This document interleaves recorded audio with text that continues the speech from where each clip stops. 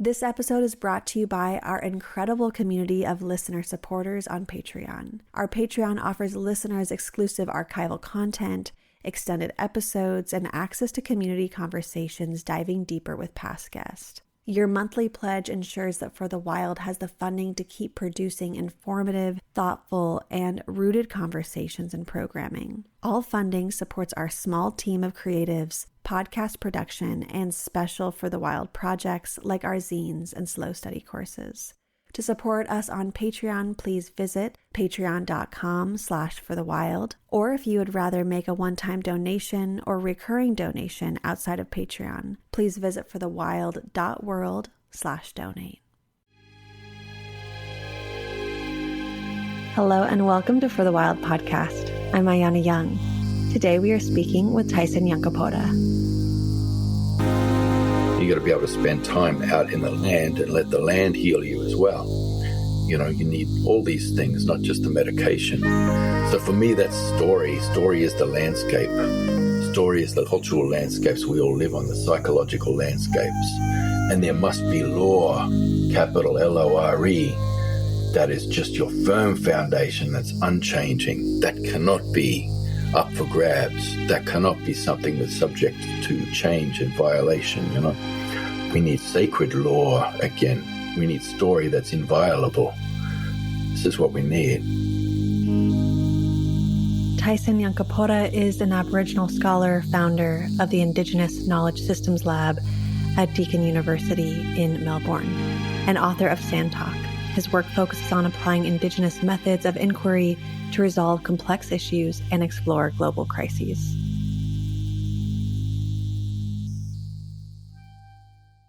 Tyson, I am so happy to have you back. I still remember our first conversation. Not that I expect you to, but I still remember it along with our team. And it was just one of the most refreshing and humorous conversations I think I had. Not that you were trying to be funny, but I definitely got a few chuckles from it. So thanks for coming back on For the Wild, and I look forward to this conversation. Mm-hmm. Yeah, no worries. It's good to be here. Yeah, I was thinking before that how many podcasts there are with wild in it.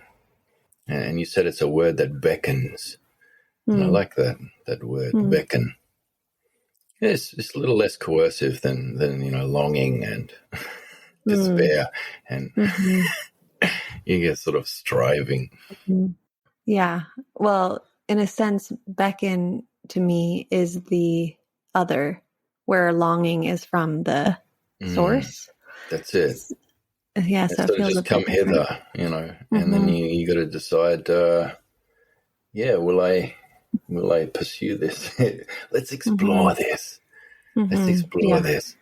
The wild beckons me for sure. You take that plunge. Yes. Like if you see someone hot, like across the room at a bar or something, and they kind of give you that look, and you think, do I have another drink now, or do I get up and walk across? Why can't they walk across for a change? Yeah, kind of like that. Yeah, a little bit like that. I think the wild does that for me in its way, in its most potent way, more potent than a human for sure. And sometimes it swipes right, and sometimes it swipes left. The dating metaphor. Yeah. Well, for me, the wild happens to always be worth it for whatever that's worth.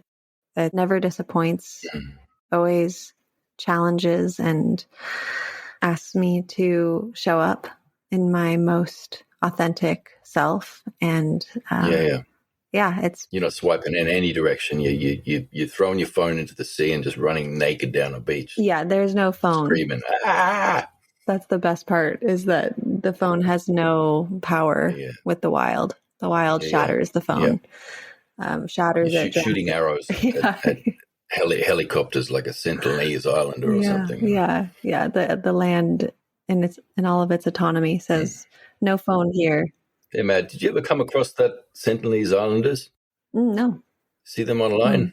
Oh, it's like no one's ever been able to land there. I think a Christian tried to go there to convert them a while back, and he just got shot full of like 40,000 arrows. in the first 10 minutes.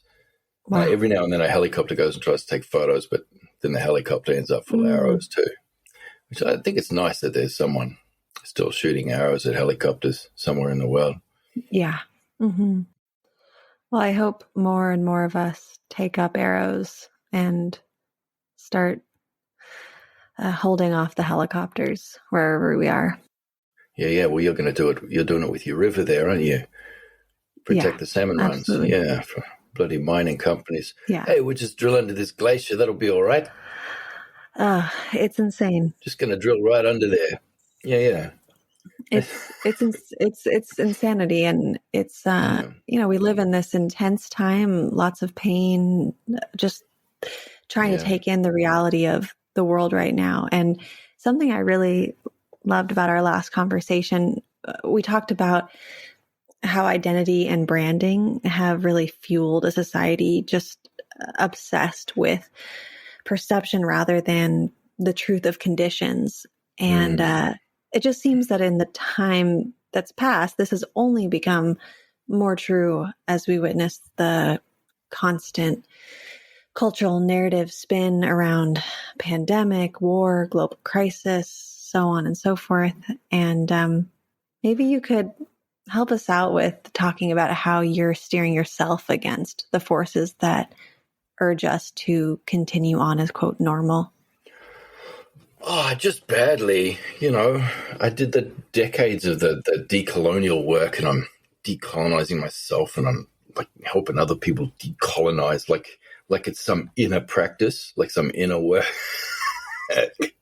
which, does not stop the machinations of empires. The empire keeps rolling on, and we're all here, doing breath work and stuff to decolonize. We're all like, we're all reading Foucault and Said and sort of, decolonizing in the cafe, and, I don't know, or just writing lots of things that are, oh man, this is true. Yes, Tyson speaks truth, and and then people have this illusion that it's speaking truth to power, and it's not. Truth to power is like Niger Delta fellas in like speedboats with AK-47s. That spoke truth to power, and I don't think very much else does, except maybe a screenwriter's strike or something like that. But they know what they're doing. They hold out forever. Power against a strike. It's hard to hold out against AK-47s, though. Not that I'm advocating that. I was all into that. Like I was very ISIS green for a while, like about a decade ago. And I was like, stuff it young, and I'm going to get my hands dirty, get in there. And then I met a girl, and it all went away. Yeah. Met a girl, moved to the city, and slowly went insane, like you do in a city. Going back to this idea of decolonizing, I think that's, just hearing you talk about it, it's almost like, it almost feels a bit like walking on eggshells to talk about it in the way that you brought it up, because I think for some of us, we want it so bad, but what is it? Yeah. What is the material consequence of decolonizing? And sometimes I think what we feel like we can do is talk to each other rather than talking to power. Or maybe we think if we talk loud enough to each other, power will hear it. But I see, I see the discrepancy in that. I don't know how to do anything but the poetry, Yeah. I mean, every revolution needs poets, but it's not going to be much of a revolution if everyone's a poet. We're all content creators now, just sort of out there endlessly creating content about what's bad and why. It's very tricky to find that space between the online presence and sort of doing the work that needs to be done. Oh gosh, that's a big can of worms to open. Oh, yeah. Yeah, the content creation, it's something that we can do, yet we create this content to be put on a platform owned by the Yep. powers. And so that's an interesting concept to grapple with. And yeah, I agree. We can be creating all this content, writing poetry, breathing, speaking to ourselves, but who is or who are the people actually holding the line with the mind, et cetera, et cetera? That's Or it.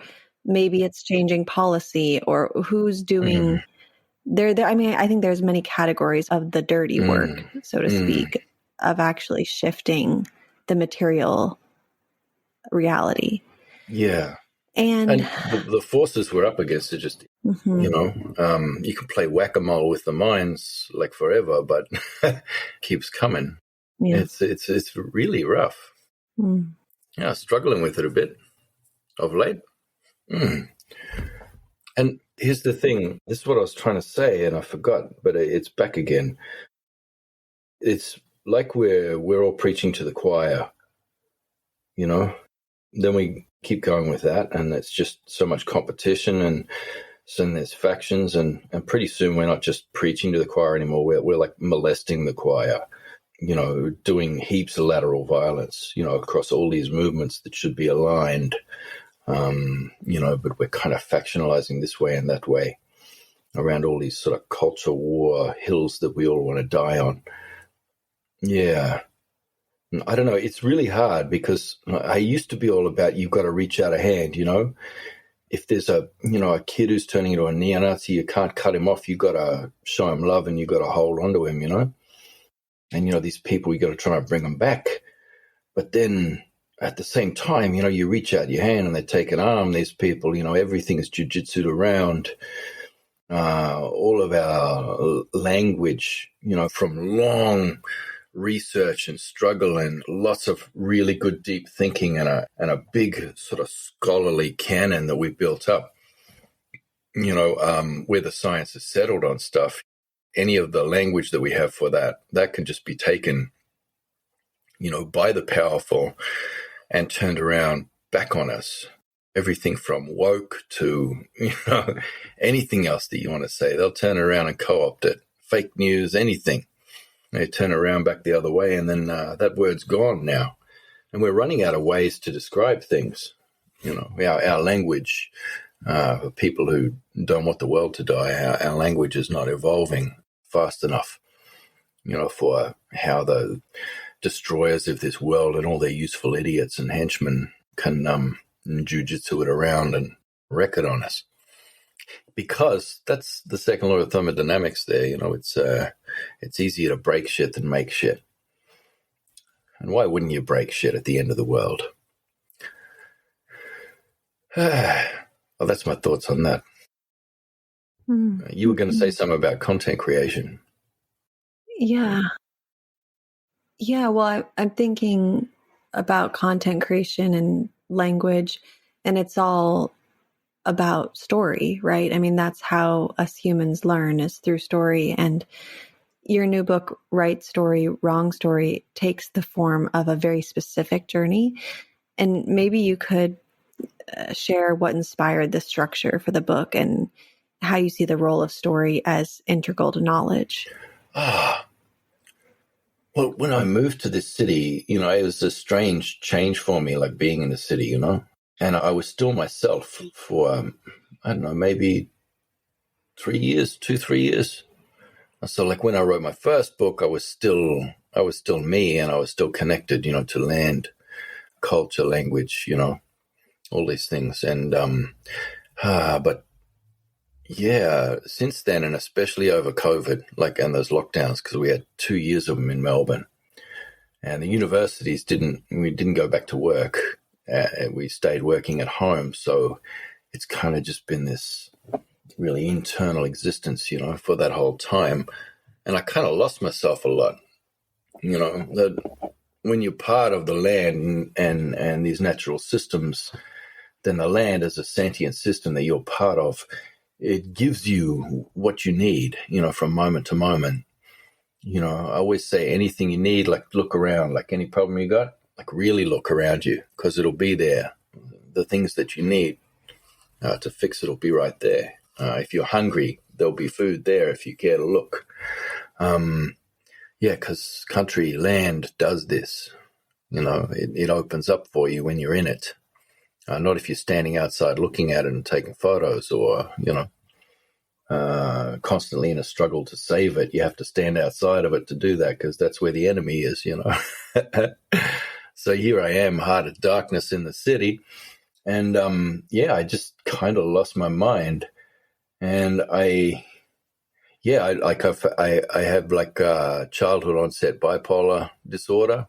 So I've always had this bipolar and it just got really exacerbated. I started having lots of psychotic breaks and big ones. Like I classify the big ones as the ones where there's police involvement, So there's been a lot of struggle, a lot of strife and trouble. And I'm trying to deal with this grief I have about like decolonization is something you hold on to, and gives you hope, like you're fighting a good fight. And then I just kind of saw this like fabulous zeitgeist that had become in the world and very much a middle class activity. And something that really wasn't having any impact on the world. It's like we're decorating our living spaces in post-colonial style, and that's what decolonization is. We can lend our eye to like redecorating places, but we can't do anything structural, You can be political decolonial, but you have to be fiscally colonial, if you know what I mean. And so the book came out of that, and I kind of held it together for the first half of the book. And then I lost my mind. So the second half of the book, it like just degenerates into this madness, spiraling down. I had like 3 suicide attempts while I was writing it. It took me 2 years. The first book I wrote in a manic upswing, and so I wrote it in 2 weeks, but this one took me 2 years. Yeah. And so it was kind of like pressing on all the sore bits. When you do that, you kind of press the sore bit and it hurts, but it kind of feels like you're doing something to help it. When you rub that bump or that wound or cut or whatever. Yeah, so I was kind of doing that. Connecting with the reader as a sibling, who might be going through the same kind of things, because I look out in the world and I see the same kind of pathologies and the same grief and the same, frustrations and destructive behaviors all around me that, that I'm going through. I see them in a lot of other people. I see them in systems. I see them in movements as collective disorders. I see them in economic systems and entire cultures, this sickness, So I saw the same things there. And I kind of mapped it all on Dante's Circles of Hell, in Inferno. So each chapter is going through a different circle of hell. And it starts off as it's a lot of yarns. People call them interviews, I guess, with different thinkers who are really interesting. And it's following that structure, but then it starts to deviate from that quite strongly.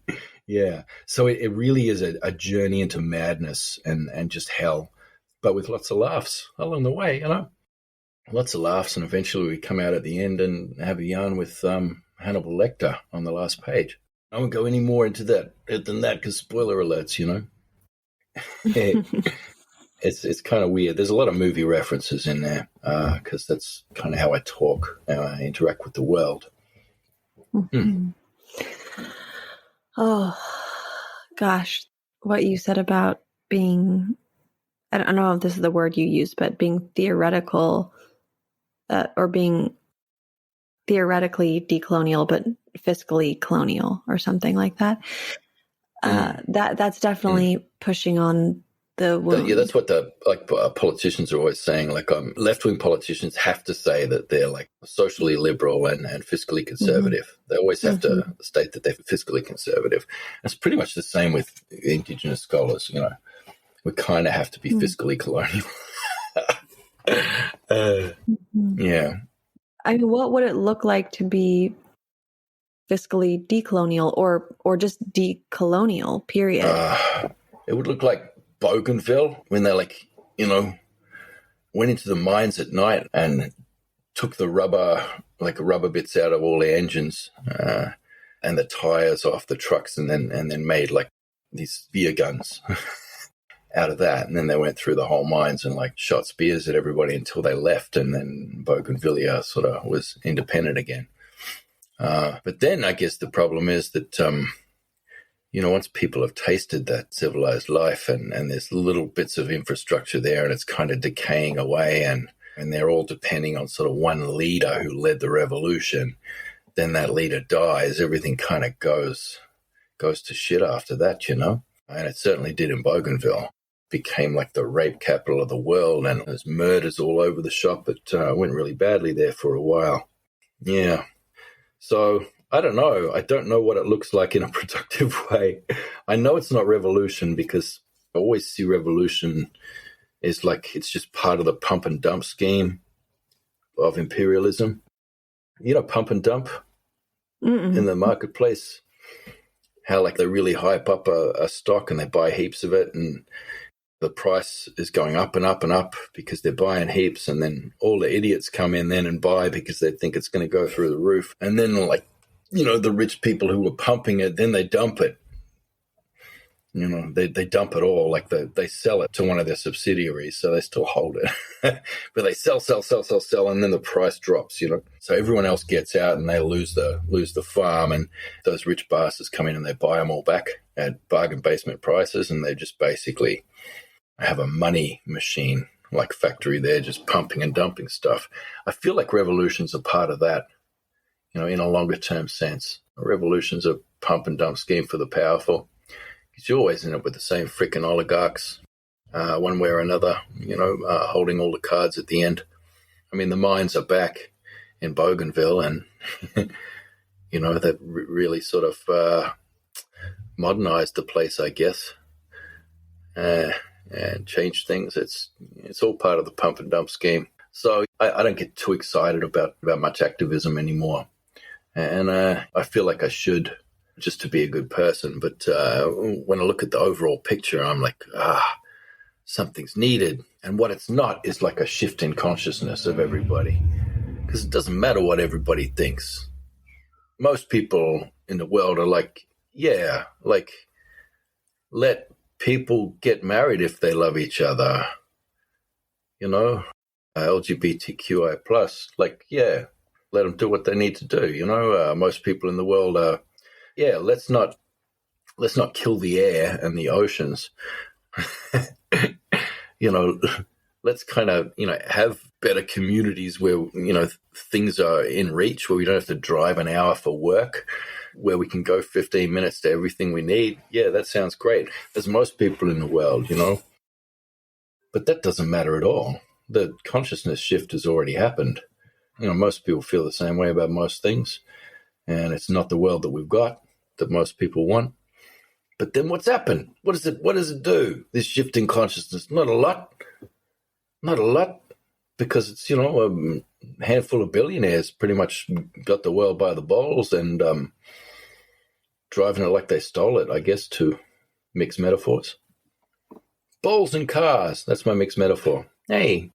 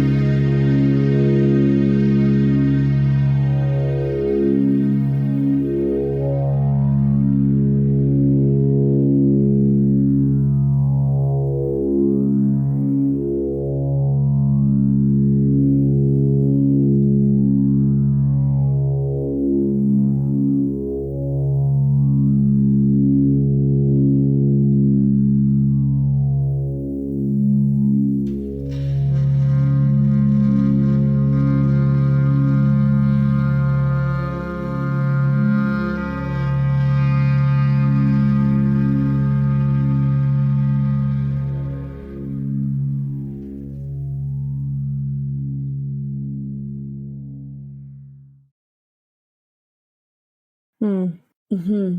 That's interesting. I didn't think about that. The consciousness shift has already happened. I do hear the disenchantment of activism, though. I sadly can feel that with you. And yeah, I guess I wonder, what do you get excited about? What does seem like something that's knocking on the door, beckoning? I think it's just for a better world.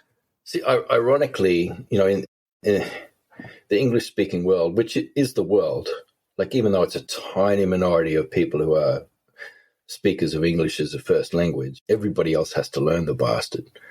Everybody has to learn English, and everybody has to use English if they want to do anything in business or politics or communications around the place.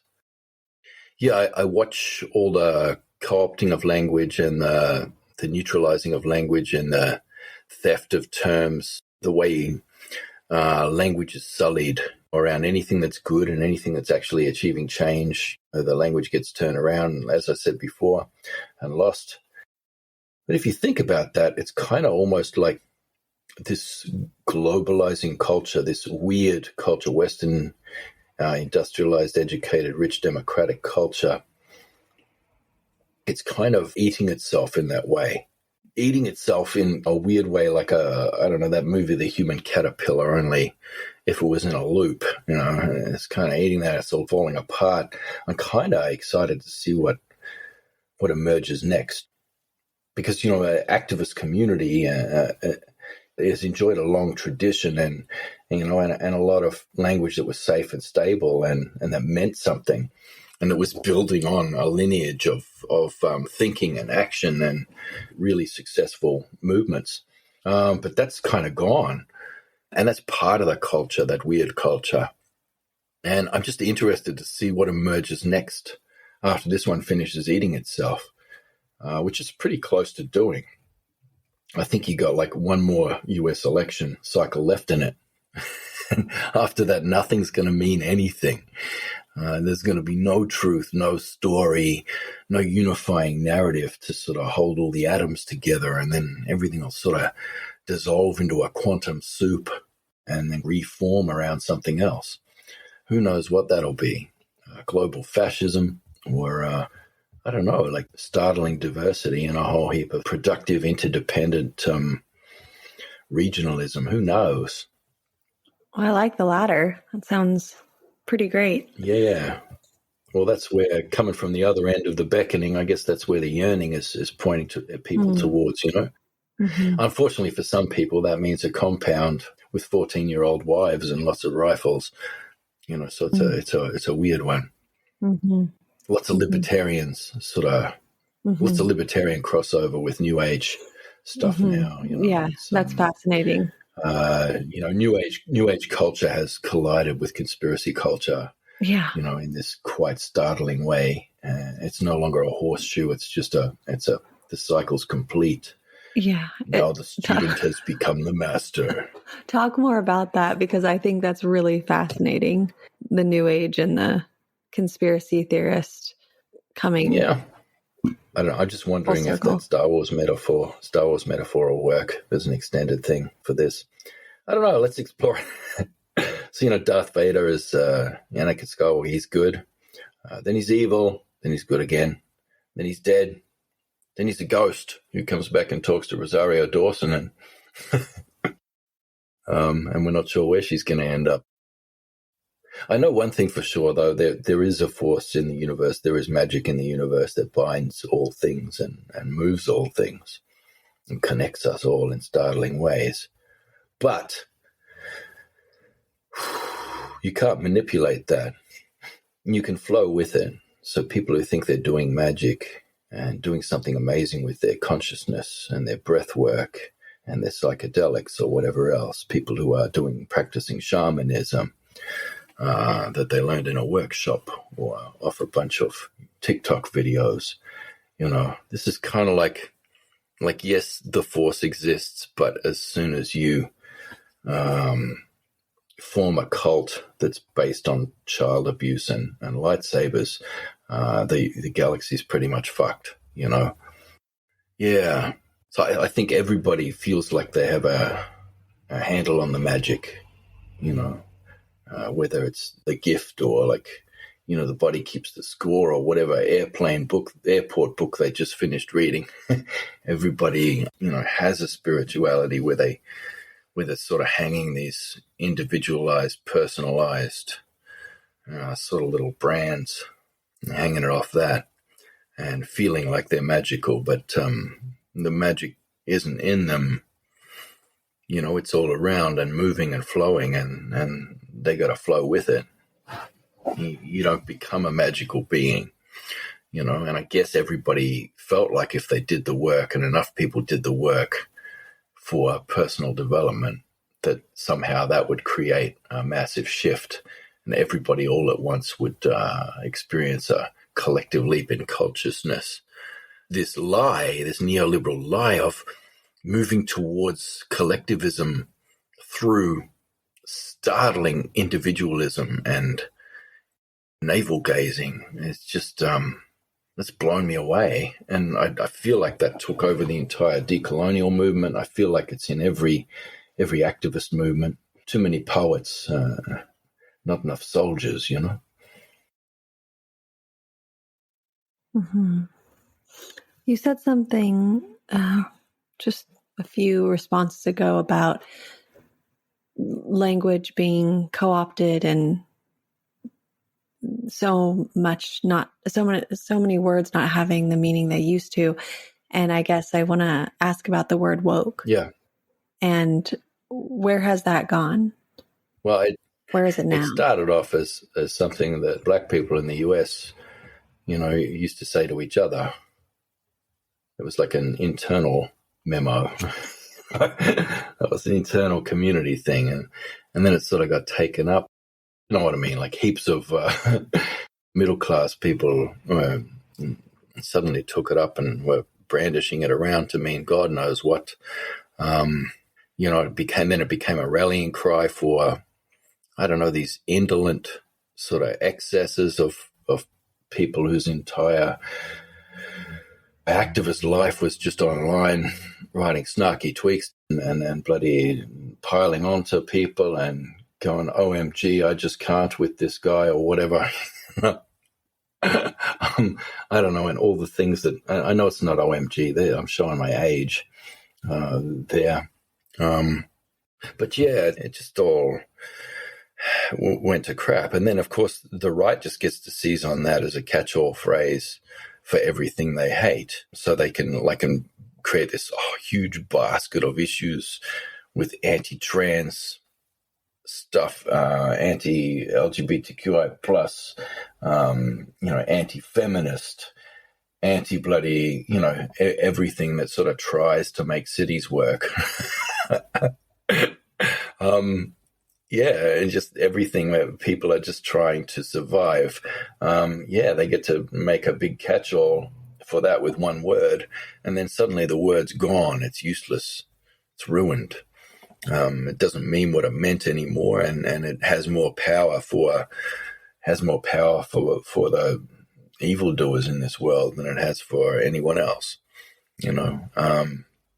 We have to pivot and come up with new words, but there's only so much that a trade Creole like English can do, in terms of describing the universe. And, it's certainly, I don't know, it's pretty chameleon, fast growing, changing language, but, even English isn't fast enough to, deal with the arseholes of this world.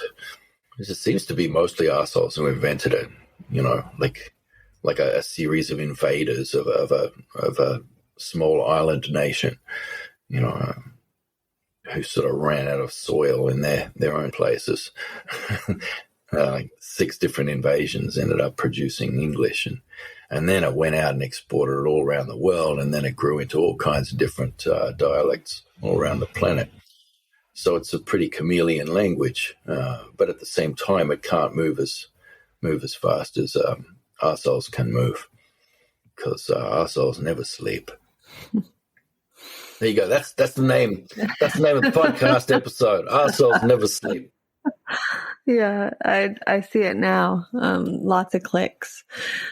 Well, in the libretto for Beethoven's opera Fidelio, as you rewrote it for a performance at the Sydney Opera House, conducted by Simone Young. You write, quote, "Your ego will not be satisfied by this. You will want people of influence to know how virtuous you are.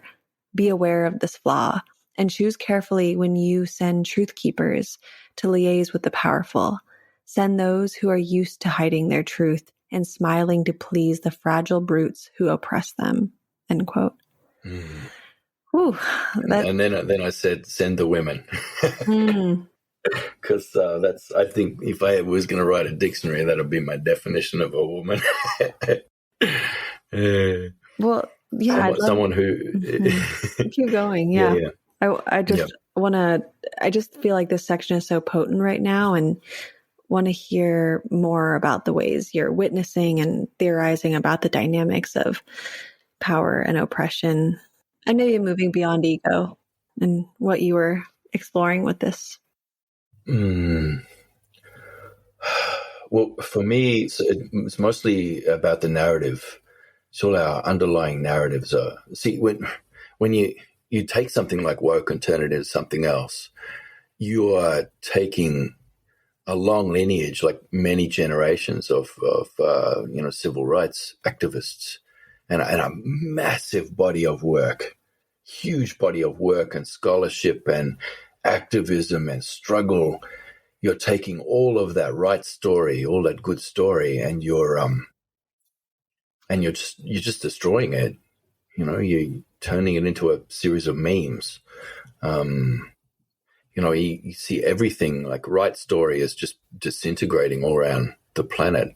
And it doesn't have a very fast evolutionary cycle. It's certainly not able to keep up with how fast wrong story can come out. So for me, I look at this weaponized disinformation, and I look at the handful of billionaires around the planet who are funding all of these think tanks and PACs and different groups who actually produce all of this disinformation, and who build the algorithms to be able to aggregate, vulnerable, disgruntled, weird people online, to be able to aggregate these ones together, and to be able to pump out new wrong story every other day. Or you can take wrong story from the past, like, the idea of Jewish blood libel, where their Jewish people are drinking the blood of Christian children, abducting Christian children, all this sort of stuff. You can take those older stories that were weaponized by the powerful in Russia against the Jewish population to sort of give the people, a different foe to look at rather than the powerful themselves, so they could save feudalism. Yeah, they can recycle and regurgitate that narrative. They can even take narratives from the left, like CRT, critical race theory. They can take that story and they can twist it and turn it into wrong story. Say, oh my God, my 9-year-old child should not be learning about Rosa Parks. That's cool. That's like an adult theme. Yeah, they shouldn't be learning that gay people exist. And, they shouldn't have to hear that the kid sitting next to them's got 2 mums. They can do all this stuff. A wrong story can go so fast because, like I said, it's easier to break shit than make shit. So for me, I'm exploring these narratives and the way weaponized disinformation is spun into these endless yarns, these recursive yarns that keep coming back on themselves and round in insane positive feedback loops, just growing and growing. And then I look at that and I think about that same action for me in my manic episodes. And particularly in the last couple of years, my manias have been spiraling downwards instead of up, and I can just see that's the same spirit doing that, And we look at that. So we got Willy Willies here in Australia. It's whirlwinds, little whirlwinds. And that's one of my totems. That's that whirlwind. And so we know that it's got that bad spirit in it, And it's basically this positive feedback loop. and you've got to kick off a negative feedback loop to kill that thing and to get rid of that bad spirit. So you've got to throw a stick at it, and you've got to hit it in just the right part in the whirlwind, and it disrupts the cycle and puts in a regulatory feedback loop. And within a minute or so, that whirlwind dies, so that bad spirit can't come through your camp or whatever. Yeah, so we have that, and I guess, I don't know, in a way, I'm probably breaking my own rule and trying to mess around with magic, I guess, if I think about it in terms of energies like that.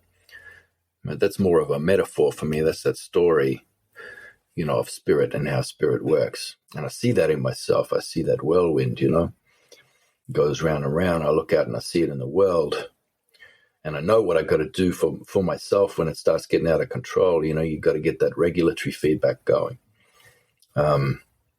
Which used to be alcohol for me. I used to be able to just drink a bottle of rum and then wake up and it'd be over, But then that just means that I'm 50 and I've got a 90-year-old liver, and it stopped working, and it kind of went the other way. So I ruined that, and I can't do that anymore. I'm using Seroquel at the moment. So I have to take that every night, and it knocks me out. And so I reset in the morning and I start from scratch again. That's part of the medication for bipolar. And I guess, I don't know, I'm trying to do a bit of Seroquel for the world. It's not, it's not useful in the long term. You can't rely on that, because you sort of build up a resistance to it, like anything else.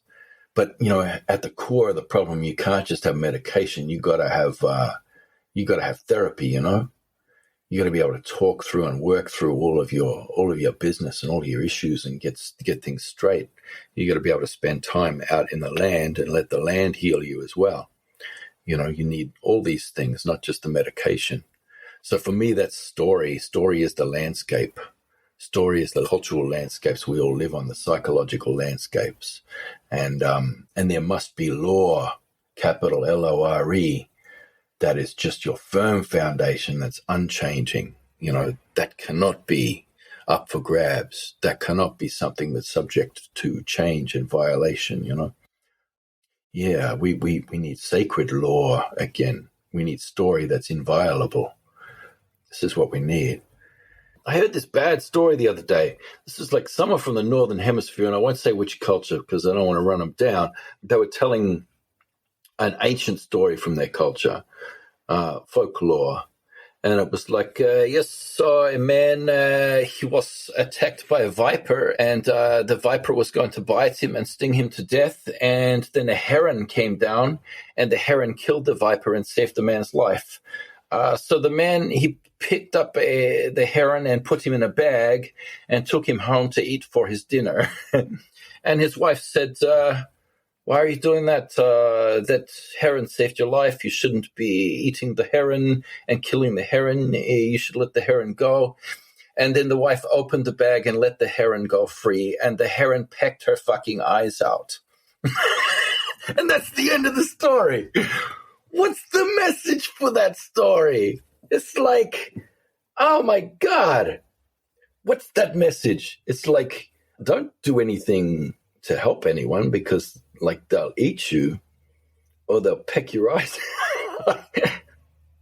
It's kind of I don't know, maybe it's an old curse, but it's kind of the world we're in right now. You reach a hand out to a friend who's sort of been red-pilled by Alex Jones and all this stuff online. You reach out a hand, brother, here, I'm still your friend. I'm here for you. And then they just rip your arm off and chew it up and spit a whole heap of stuff about Putin at you and then dox you online. And then suddenly there's people arriving at your house and throwing bricks through your window. It's a tricky old place. It's a tricky old storyscape that we're living in. And I don't know, we need these good yarns. We need good cautionary tales emerging, good story that grounds us in, just some basic care for each other and care for our place and just a general idea of, well, we don't kill each other and everything else. That's probably a bad thing. Yeah, really got to start at the kindergarten level with this stuff, eh? Especially if there's herons pecking your eyes out and like scorpions stinging frogs who try to help them cross the river. I think it's somewhere in the northern hemisphere people went wrong at some stage. And we've always had this attitude, well, we have to help them out. We have to, the death of the world and the destruction of our land and communities is kind of our own fault because we've failed to bring these settlers into proper relation. But yeah, I don't know. I don't like the idea that people are irretrievable because that would mean that they were also disposable. That would mean that the world will be better off without them. And you know where that kind of thinking always ends up in groups of people. It doesn't end well. Kind of turns people into maniacs and psychos. I wonder. Exclusionary cultures. That's what power does anyway.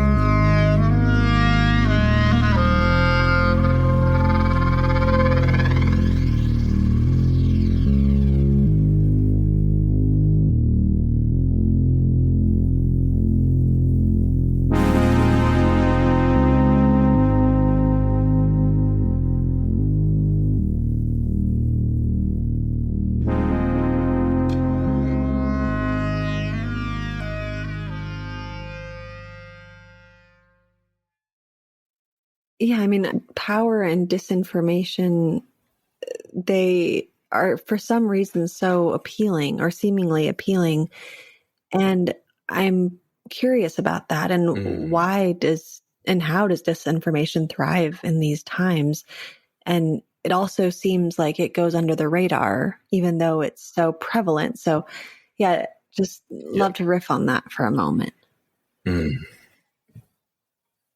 Well, the left is secular and must be, in terms of making sure that like reason is there in the world and making sure that, the most powerful part of everyone's discourse and mundane life is not, an altered state that should be in ceremony and nowhere else,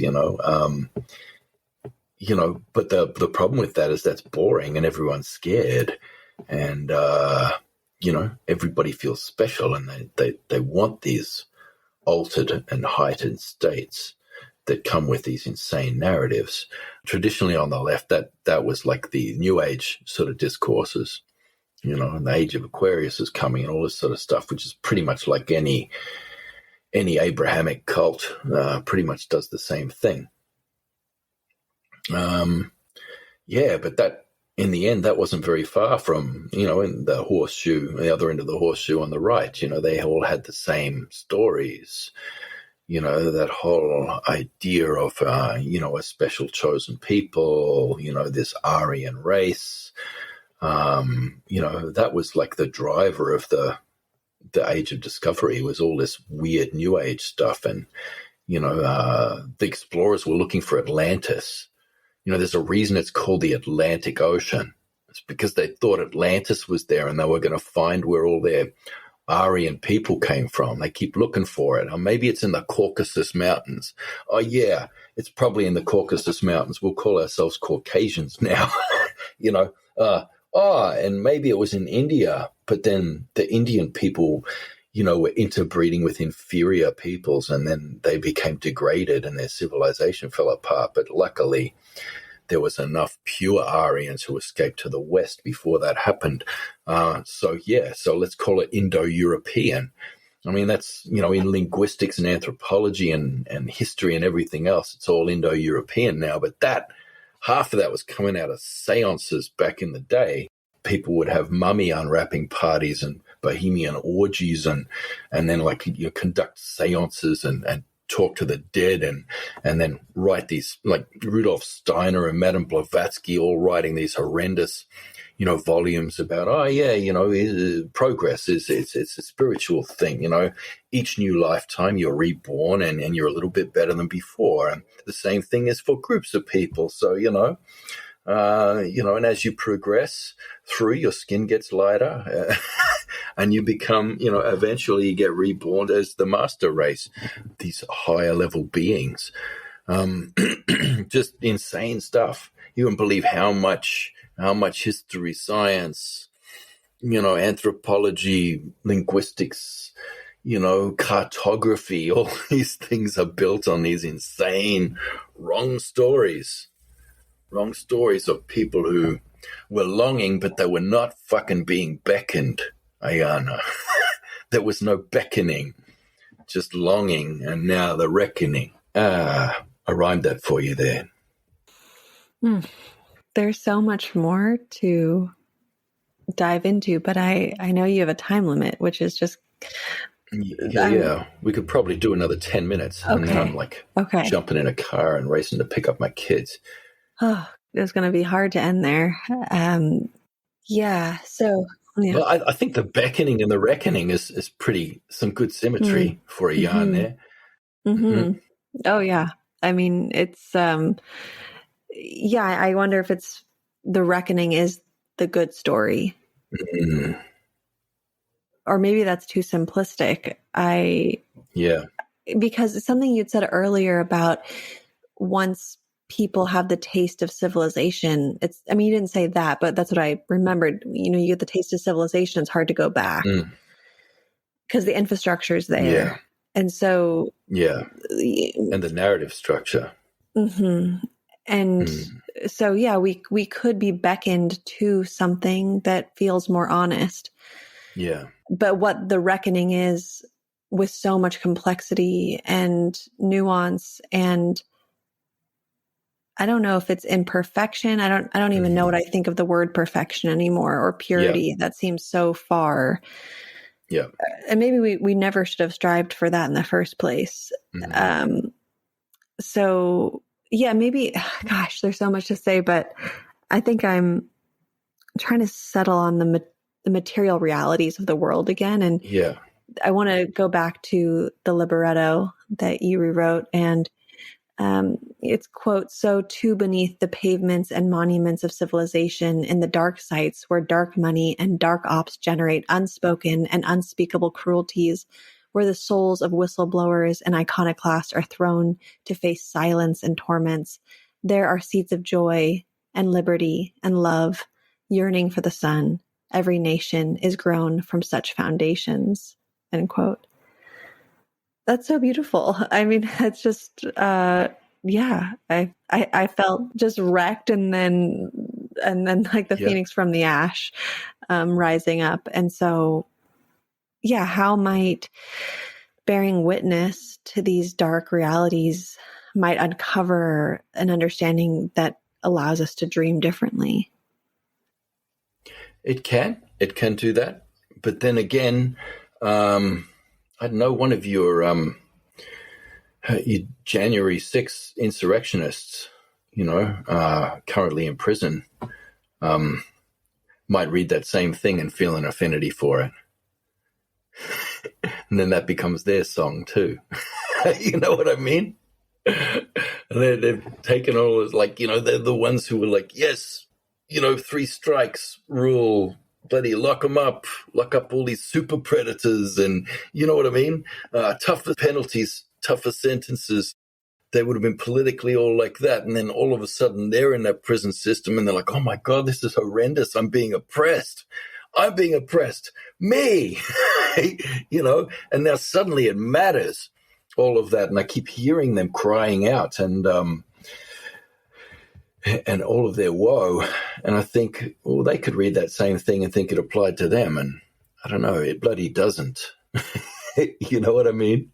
That's not good story yet. That is a seed, I guess, that libretto is hoping for the emergence of right story in this world, and just trying to contribute to that. You know, there's signal and then there's noise. And how do you know which is which? How do you know which way to go? And I think it comes back to this word beckon.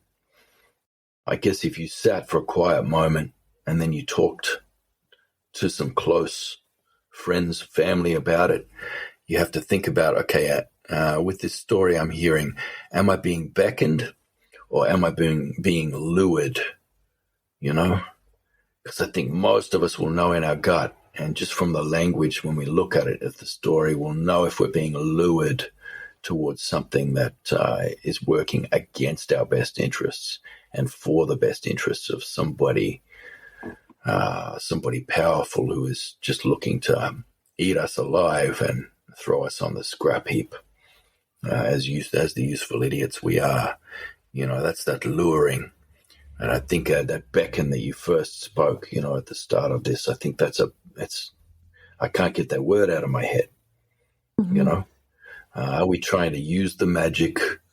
Are we allowing ourselves to flow with the magic and therefore rise above all the sorcery, all the curses, all the wrong story, you know, all of the propaganda?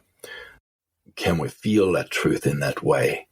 And can that somehow bind us, you know, with each other in stronger, better relation? And then what does that do? What does that do? Well, I guess that's the ground. That's the manure that for the seed of that right story, you know, that our new stories can rise out from that. Because we're not going anywhere and we're not changing anything without good story, right story again. All our old stories are broken. Mm-hmm. And the hour is late. Mm-hmm. I'm thinking about how and where does the Indigenous knowledge systems feed into right story? Well, that's where you get a good model, what law, capital L, O-R-E, right story looks like. Because, you know, these things, we still keep those old stories and they are inviolable. And, you know, they're a conduit and they're an expression of law, L-A-W, you know, proper law of how to live, you know, for yourself, but then for your clan, and then out further your tribe and your region, and then out further your continent, you know, and then beyond. You know, there is law for how to be, and there are protocols. And you don't have that unless you have that LORE law. And, the weird people in the world and all of their minions, I guess it's time to rediscover that one. Maybe skip the part where the scorpion stings the frog and the heron pecks out the eyeballs of the housewife who tried to help it. And yeah, I feel like, I don't know if this is the other side of the spectrum, probably not, but technology fits somewhere in this question of right and wrong. It's complicated. I am wondering how you see technology as part of the story, especially with such rapid and changing developments and saviorism and solutions and control. Of course, I mean, it is just ripe with, I don't even know the words right now, but it's here more and more and more and more. And yeah. Well, we have pretty effective law for that, you know, for technology. It's so complicated, and it's, you know, it's so many good things, but then it does so many bad things. You know, how do we, etc. We've always had, you know, like our approach to technology is that no new technology can come into our life and into the world unless it's accompanied by an equally powerful social technology that can prevent that thing from ever being weaponized. And sometimes that means that limitations, regulatory feedback loops, etc., I was talking about before with the whirlwind, that these need to be built into the technology. But more powerfully, you need that social technology and psychotechnology. Pretty much it comes down to that good law, good LORE law. In the end, the stories that prevent people from weaponizing these things. So that's slow tech. It's tech like TEK, traditional ecological knowledge, that holds the solution to that. And you can never compromise your TEK with your TECH, if you know what I mean, because one eats the other. Okay, we're going to need to have a part 2 because this is just too juicy, and I really appreciate this conversation and all that we've touched on. Lovely talking to you. Yeah. Thank you so much.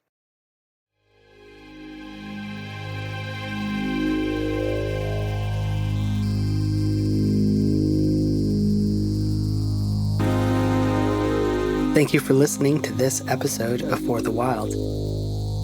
The music you heard today is by Leo James, generously provided by Patience Records.